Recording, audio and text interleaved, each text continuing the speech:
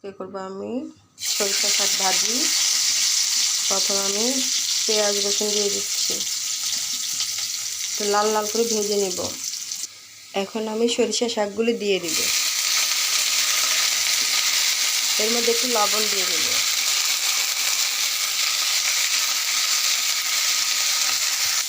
আমার সরিষা শাক ভাজি হয়ে গেছে, এখন আমি নামিয়ে নেব। এটা হচ্ছে সরিষা শাক, এটা আমি কাঁচামরিচ দিই না, আমার কাঁচামরিচ ছিল না, পাশে শুকনো মরিচ রেখেছি। আর এই সরিষা শাক ভাজি, এটা হচ্ছে ভাজি। আর এটা করব আপনার ভর্তা, শাকের ভর্তা। পেঁয়াজ, শুকনো মরিচ, লবণ নিয়েছি আমি, এগুলো আমি ভালো করে মিশিয়ে নিব। লবণ দিয়ে আমি ভালো করে মিশিয়ে নিয়েছি।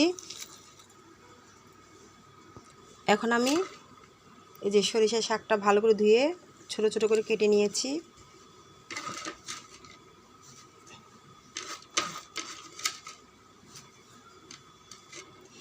এখন আমি এগুলোর সাথে ভালো করে এটাকে মাখিয়ে নেব।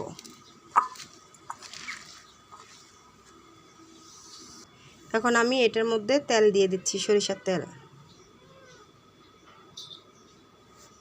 এটা সরিষার তেল দিয়ে আমি ভালো করে মেখে নেব। আপনারা চেষ্টা করবেন শাকের একদম কচি যে মোটা শাকটা, সরিষা শাক, ওটা নেবেন। যেটা ছোট ছোট শাক ওটা নেবেন না, ওটা নিলে খেতে মজা লাগবে না। এই আমার সরিষা ভর্তা কেমন হয়েছে জানাবেন। আর আমার এই শাক ভাজি, সরিষা শাক ভাজি, আমি 2টা আইটেম করেছি। আমার রান্নাটি যদি ভালো লেগে থাকে আমার পাশে থাকবেন। সবাই বাসায় সুস্থ থাকবেন। আল্লাহ হাফেজ।